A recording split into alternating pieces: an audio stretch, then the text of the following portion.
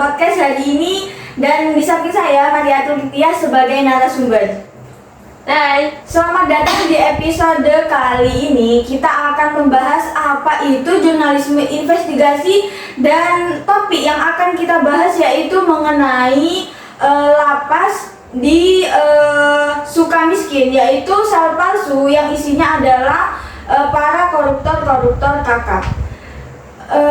Mungkin kalau masyarakat menganggap jurnalisme investigasi itu seperti berita-berita yang ada di tayangan televisi yang disensor mukanya, suaranya. Padahal banyak sekali tayangan-tayangan YouTube atau tayangan-tayangan podcast yang membahas atau menguak apa itu jurnalisme investigasi. Benar sekali bukan? iya, definisi dari jurnalisme investigasi sendiri itu aktivitas mengumpulkan, menulis, mengedit, dan menerbitkan berita yang bersifat investigasi atau sebuah penelusuran panjang dan mendalam terhadap sebuah kasus yang dianggap memiliki kejanggalan. Oh iya kak, mungkin kakak bisa memberi contoh suatu tayangan yang berisi tentang bagaimana menguak yang isinya itu memang podcastnya itu atau tayangannya itu berbau jurnalisme investigasi. Mungkin kakak bisa mencontohkan nih tayangan apa ya, dari siapa tayangannya? Ada beberapa tayangan di YouTube channelnya Najwa Shihab, yaitu tayangan tentang ini, koruptor kakap sel palsu lapas Sukamiskin. Nah, ini adalah isu yang sangat kontroversial dan penuh intrik. Wah, betul sekali ya. Emang lapas Sukamiskin itu sering disebut sebagai hotel bagi para koruptor-koruptor kakap.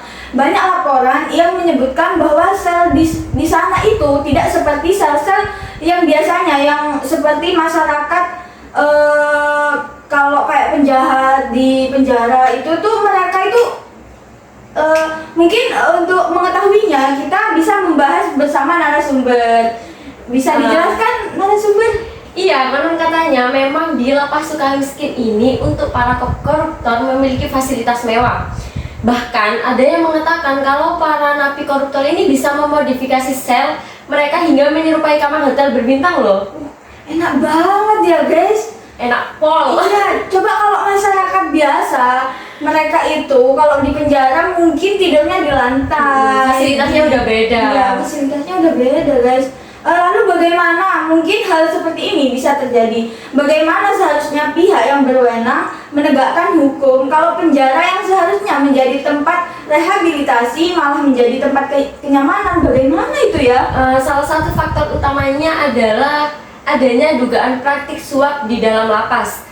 Para narapidana yang memiliki kekayaan lebih dapat menyuap petugas untuk mendapatkan fasilitas lebih baik. Nah, ini sangat merusak integritas sistem penegakan hukum kita loh.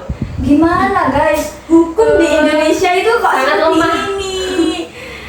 Ya, praktik korupsi di dalam lapas ini sebenarnya mencerminkan masalah yang lebih besar dalam sistem kita. Ketika hukum bisa dibeli, maka keadilan tidak akan ditegakkan dengan benar. Jadi kita sebagai generasi muda harus mencegahnya. Menurut narasumber sendiri bagaimana? Betul Kak, bahkan ada laporan yang menyebutkan beberapa narapidana koruptor ini bisa keluar masuk lapas dengan bebas untuk urusan pribadi mereka.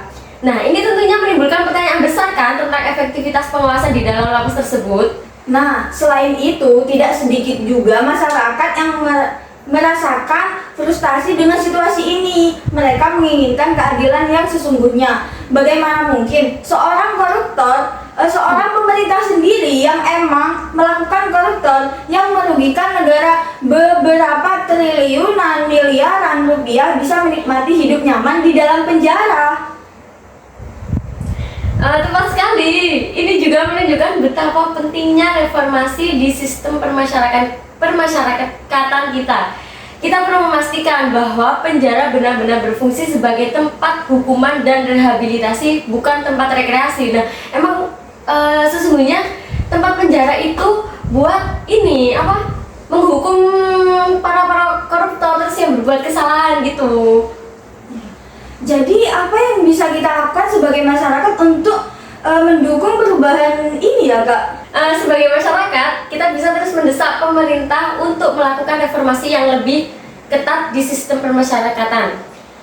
Kita juga perlu meningkatkan pengawasan dan transparansi di lembaga-lembaga penegakan hukum.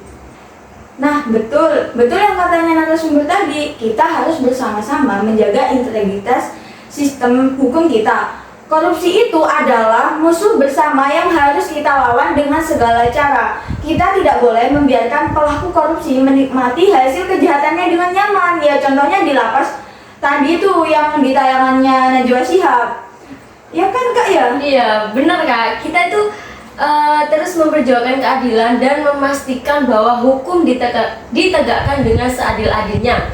Nah, itu tadi adalah gambaran jurnalisme investigasi yang ada di channel YouTube Najwa Shihab atau Mata Najwa, di mana Najwa Shihab adalah salah satu jurnalis dan pendiri Narasi TV. Nah, jadi buat kalian masyarakat, jangan hanya menganggap jurnalisme investigasi itu hanya tayangan-tayangan berita yang ada di televisi, yang biasanya kan masyarakat menganggap yang kayak itu kan borak gitu, berita borak, terus penipuan, terus suaranya. Padahal sebenarnya kasus-kasus yang dikuak itu termasuk jurnalisme investigasi.